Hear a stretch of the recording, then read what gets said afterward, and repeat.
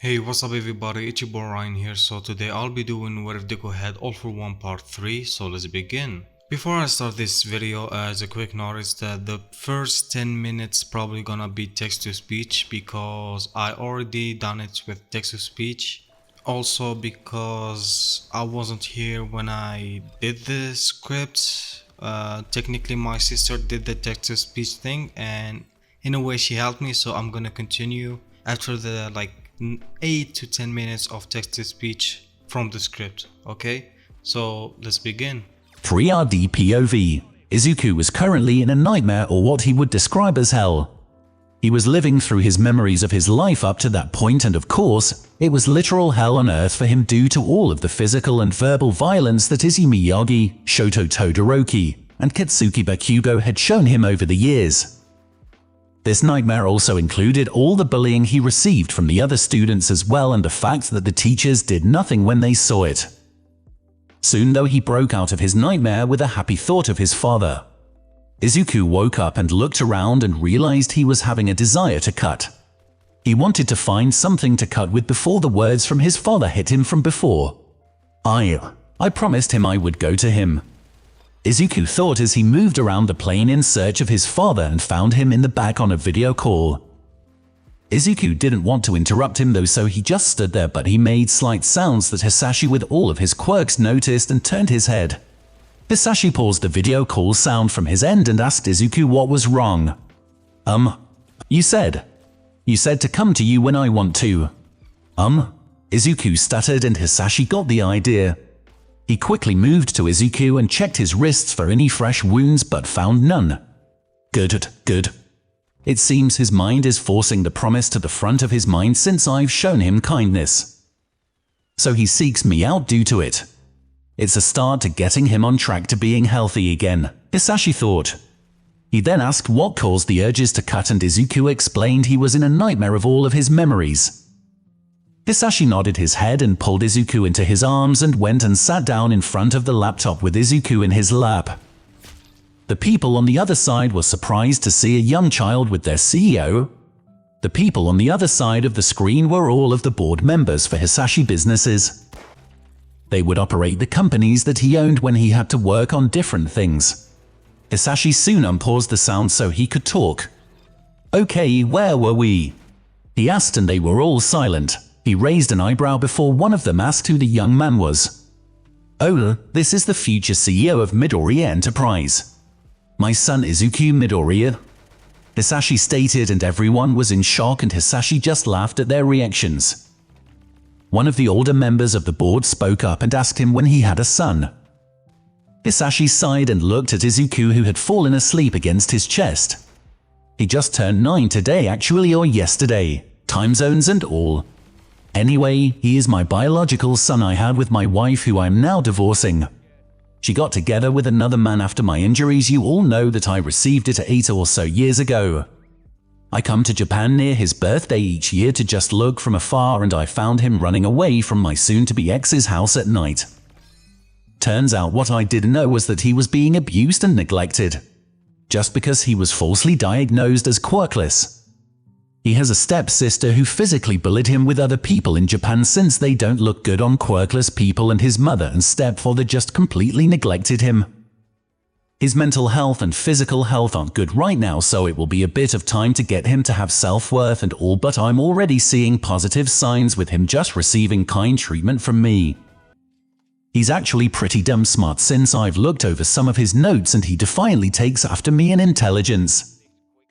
Hisashi said as he picked up one of Izuku's notebooks about heroes and their quirks. The board members nodded their heads and asked some more questions. Sir, will he be attending school or receiving homeschooling? I'm asking since several of us have children that attend a private middle school here in the city, and our sons could likely become friends with him and show him actual kindness since he hasn't received that type of care from those of the same age as him. Asked one of his senior board members, and Hisashi thought it over. I will likely homeschool for the remaining semester since it will be a start of a new school year next semester. It will also allow me to help his mental state more before introducing all of that to him. Hisashi responded, and they nodded their heads. We could also slowly introduce the kids. I'm assuming you will bring him to the office with you for a while. We could bring our children for a few hours before having them leave and slowly introduce them so he adapts to them. This way when he does start school he will already know people and feel more confident," stated another senior board member, and Hisashi nodded at that and approved of it. Soon they finished talking about Izuku and moved back to business. They talked about some new expansions to the business and taking over a support company that interested Hisashi. Midoriya Enterprise was more or less in any and all markets since it has been around for almost as long as Hisashi himself has been for. The really senior board members knew the truth behind Hisashi since they have been with him a long time, but the younger board members only knew bits and pieces and would be told over time everything. Soon Izuku woke up again and realized he was sleeping in Hisashi's lap and tried to get out, but Hisashi stopped him. "I see you are awake. How are you feeling?" Hisashi asked, and Izuku stopped and thought. Better. I'm still getting used to all of this, but having you around helps with the thoughts," Izuku said, and Hisashi nodded his head. He gave Izuku a banana to snack on since they were only an hour or so from landing. Soon the flight ended and Izuku realized where they were at. They were in the United States on the East Coast, more accurately they were at the JFK International Airport in New York, NY. Now that I think about it, I didn't ask exactly where you live at, did I? I also never asked for 100% proof like a DNA test either before I accepted you as my father. Wow, my standards have really fallen so low," Izuku stated, and Hisashi felt an urge to slap his forehead at his son's antics. "I'll have a DNA test done to show you are 100% mine, and I have your birth certificate and records in my home. You do have American citizenship after all, since I'm an American citizen, which I got over 100 years ago since it was useful. Also, in regards to where I live, do you know Central Park?" Hisashi said and asked. Izuku nodded his head and said he did. Well, the city of New York and the state had some financial troubles at one point long ago in the past, about 120 years ago, so I made them a deal. I covered the debts that they had in exchange for ownership of the land between the East Doctor, West Doctor, and 102nd Saint Crossing. This gave me a lot of land and I still let it be used by the public, and only where the house is built is blocked off. The house is located closer to the Lasker rink and the small pond area next to that. It's a bit in the woods so we have privacy, but it's in that area," Hisashi said, and Izuku had a rough idea of where it would be located based on his father's description. Soon they got into vehicles that had appeared for them and were driven to the home, and Izuku could say that he really enjoyed the look of the home. It was a nice wooden log cabin type home that blended right in with all of the trees in the North Woods area of Central Park. It gives headaches that you have to get used to or use medicine for.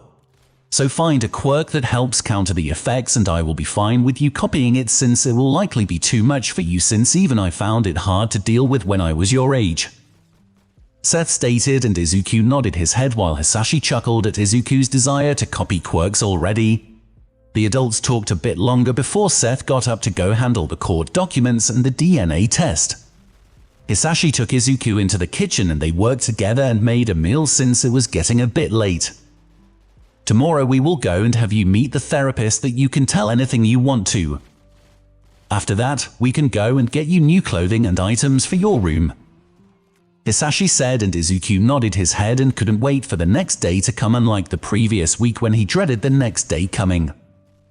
Though unknown to both of them, the Yagis, Bakugos, and Todorokis were all scrambling to try and find Izuku Yagi, but they will not have the luck of doing so. As Izuku woke up on Monday and went about his day to see the therapist and getting things for his room and personal clothing, since he wasn't or was close to running out of clean clothing. The Yagis woke up on Monday not suspecting anything being wrong. Why would she, since she never paid attention to her brother any time outside of beating that she would give him. As such, she woke up and started about her normal schedule without even batting an eye at not cheating her brother, who was always silent to begin with.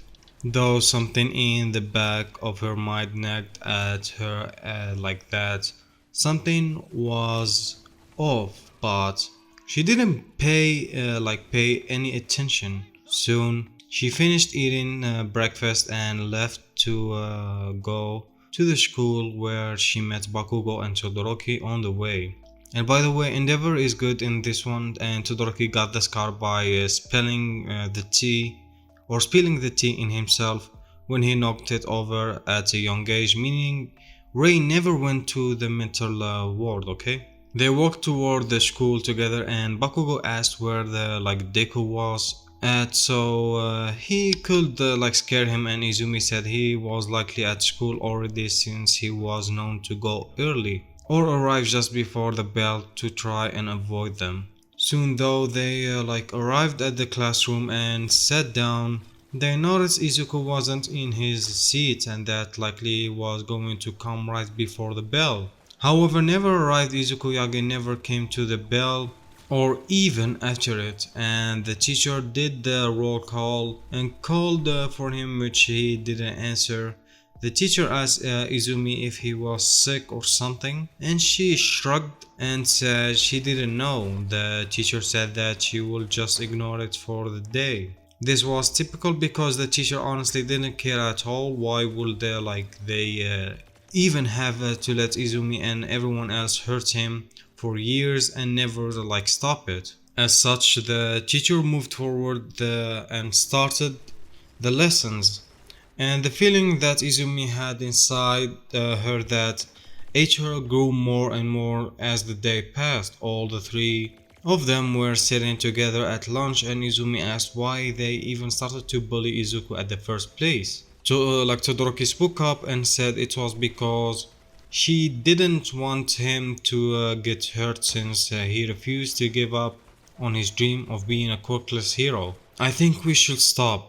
We've gone too far. We were no better than villains attacking a civilian because we've even used our quirks to harm him as well, Izumi said, and both of the boys flinched at the statement. They thought it over and agreed that they should stop since they didn't want to ruin their chances of being heroes. They all agreed to treat Izuku better and stop calling him Deku, but what they didn't know was that it was too late. That action have consequences, and even as 8 or 9 years old, their action have caused damage and they can't be taken back. After school was over, they headed to the Yagi house and entered the house or home to find parents of all three children there. They were having early dinner since Toshinori had invited them over, since it had been a while since the last time all three families had gotten together. Mom, have you seen Izuku? He didn't show up at school today, Izumi said as they entered the living room. This caused concern across everyone's face as Inko decided to check Izuku's room. I'm wondering if he is just sick and sat in his room without us noticing when we went out today for work, Inko said as she went to Izuku's room to find him not in the room. However, she did find a note. She started to read the note before she fell to her knees and into tears. Her falling down to her knees caused everyone to get worried, and they came rushing in to prepare to face situation. However, all they found was Inko holding a paper and crying. Chishinori tried to ask what was wrong as Endeavor took the paper, and all of her hands all of them read the note, and his eyes soon widened in shock, and he turned around and grabbed his son's arm. What did you three do? Or what the hell did you two effers do? This letter says that three idiots assaulted and bullied Izuku for years at this school, and that you two neglected him. Explain right effing now, Endeavor yelled as he looked at All Might while he still holding his son's arm. Shoto was scared shitless and realized their actions were about to be found out. This caused the other parents to read the letters, and they all were in shock, as well as Toshinori soon took the letter and read it. He was in shock and tried to remember doing anything with Izuku, but he couldn't. What? What have I done? What have we done? Toshinori thought as he sat on the bed. He then looked around the room and noticed something in the trash can. He reached over, it was bandages with blood. He peeled at that and saw razor blades with dried blood on them. Ray saw them and gasped, "Oh my god, he's cutting. You all drove him this far." Ray stated as tears went down her face. The kids were confused until they saw blades and realized the implication of them. They pushed Izuku to start harming himself on top of all of the harm they would cause him in daily basis. Ray and Mitsuki started to look around the room and noticed clothing was gone. The letter on detailed what had happened to him and that he was done with treatment. It didn't even he didn't even talk about the heroes' identities or knowing about One for All, so they didn't know that he knew about it. The parents knew about their jobs and Quirk, while the kids only knew about their jobs, with only Izumi knowing the truth of Quirk about out of the kids. Though Izuku did learn of it, which they didn't know about it. Ray and Mitsuki brought attention that Izuku had clothing missing and that gave them a hint that he ran away. As soon All Might made some phone calls. Several calls went out to the principal Nizu of UA, Gran Torino, Sir Night-Eye, and the detective also recovered a girl with her Eraserhead who was Inko's adoptive brother. After a few hours they all arrived at the Yage house and get to handle on whatever situation All Might had called about. So let's get this straight. You, Toshinori Inko, neglected your son Izuku for years all because he was quirkless. Then we also had the three idiotic children who believed it was best to stop Izuku's dream of being a hero by physically and verbally bullying him for years as well. We also had the fact that he is most likely suicidal to all of this, but we can confirm the fact that he physically harmed himself. And last but not least, we have the fact that he has run away and you don't know when or where. Sir Night-Eye stated and out loud, and the Yage and the three kids nodded their heads. Everyone groaned the mess of situation and they have found themselves. Though Aizawa was downright pissed, he decided to speak up though. "Inko, Toshinori," he said, and they looked at him with everyone else looking at him. "I'm telling you this right now, once we find Izuku, I'm removing him from your custody and he will be living with me moving forward. Since you want to only doubt in your daughter, that's fine because I will take care of him." Aizawa said with a glare, and the two of them flinched back but tried to argue that it's their child. "I don't care. Moving forward, Inko, you are no longer family. Izuku needed more than what you two can provide for him," Aizawa said as he got up and started to leave. "I'm going to go out and search for him. Nizu, send me any useful information from them that might help me," Aizawa said, and Nizu said he would. Soon Aizawa was gone and they were all quiet. Nizu then looked at the kids and then at the parents before thinking. "You kids are lucky none of what you did is your record. If it was, you wouldn't walk into UA doors at all," Nizu stated, and they stiffened up. Endeavor scoffed. "Shut up, consider the recommendation I was going to do no more. If you want to be in the hero course, do it yourself," Endeavor said, and Todoroki nodded his head. The Bakugo were hesitant to even allow Katsuki to even go to hero school, but decided to allow it, but only after he goes through therapy. Nizu latched onto the idea and suggested that the three children should go to a therapist and anger management to ensure they fix themselves before UA. "Let's be clear, I can't really stop you from applying since this won't end up on your records. And most of what you did is protected until you were 7, so you're lucky, but I can and I will make your time at UA a bit less enjoyable. Regardless to the outside of UA, you three will be required to see Hound Dog at UA during your time there, and you will be shorter leash over since I'll be putting you in Azawa class if you somehow pass. This way he can enjoy himself and keep you three in line. Nizu said. They all nodded their heads at the condition placed upon them. Soon the conversation moved toward how the start to search for Izuku, and this is where the detective took the lead of the conversation. It stands Izuku case likely won't receive much attention sadly due to society view on quirkless people. If you were to reveal that you're his father, then more people will search for him, but then there is also the danger of people holding him hostage if villain find him first. Either way has a disadvantage to it, so the detective stated, and the Yagi family gripped their hands when Endeavor spoke up.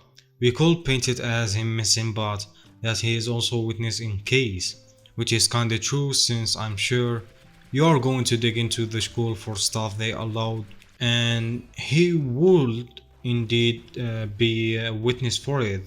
This way he can put more focus on finding him, and we can do it via my office instead of All Might's office. Endeavor suggested, and Nizu agreed with the route. As such, Izuku would be painted as a missing child, also involved in important case that need to be found. The detective nodded his head and made notes to set the case up like that with the Endeavor's agency, so no one could question it in the future. All Might asked Sir Naita if he would use his quirk to see if they would find Izuku, and Sir Naita declined since it would only cement it. Though without All Might knowing, Sir Naita did indeed use his quirk when he was going to leave and had placed his hand on Inko's shoulders. Soon the heroes and detective left. Braid took her son home and Bakugo's left as well, which left the heroes and the detective standing in the street as they got into the detective car to drive off. As they were driving, Nizu asked Sir Naitai if he did indeed use his quirk. I see you caught me, Sir Naitai stated, and Nizu asked if they would find Izuku, and Sir Naitai thought about it and said, unknown for sure. I couldn't see the details as my perspective I was given was not great. I could tell that he was in your office at you when, and some years had passed. Inko called Izuku's name in a sad tone, and there was another voice. It's been a while since I've heard Izuku's voice, so I can't tell you if it was his or not. And if it's years in the future, then his voice will undergo some changes as well. I can tell that there was an anger in the male voice, though there was a deep anger which would be understandable if it was Izuku. He likely hated them and he want nothing to do with them if we did find him, Sir Natai said, and everyone in the car just nodded their heads. They were silent for a bit longer before Nizu spoke up. All we can do is keep searching. I've never believed your quirk is 100% true. I've always believed it provides for a highest possibility future, but could still be changed depending on many people's actions. We just need to keep searching and be ready for whenever we find him, and make sure we provided him with love that the Yagis failed to do so. If he was at UA, it could mean that they attended of UA as general students or something, or somehow make it into the hero course. I will work on removing the quirkless rule since I had plans to do it anyway, and it will just provide another route for him to be there, Nizu stated, and everyone nodded their heads. Soon their drive came to an end and Endeavor got out of his agency with the detective as Nizu recovered go, and Sir Naitai took a cab from the agency to their own destinations. This began the search of one Izuku Yagi, though they wouldn't find him until he wanted to be found. With that, guys, I hope you enjoyed this video. It might be short, around 20 minutes, but yeah. So as I always say, please don't forget to leave a like and subscribe. Help us out to get to 10k. We are almost there, and by leaving like, it helps us to spread out through YouTube algorithm and spread my video and push it to other people. And with that, stay home, stay safe, wash your hands, and spend the time with the most precious people you have. And yeah, see you next video. Peace out. Bye bye.